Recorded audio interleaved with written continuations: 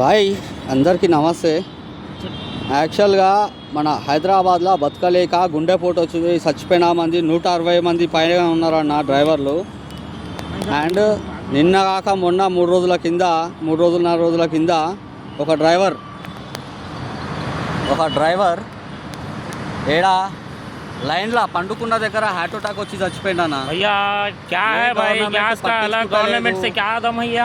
రూపాయలకు దొరికే గ్యాస్ ఇప్పుడు 98 రూపాయలు 97 రూపాయలు అట్లా దొరుకుతుంది. దానికి కారణం ఎవరు ఏంది? హైదరాబాద్లో సిటీ పర్మిట్ నాది డిస్టిక్ బండి తీసుకొని నడిపించినా నేను.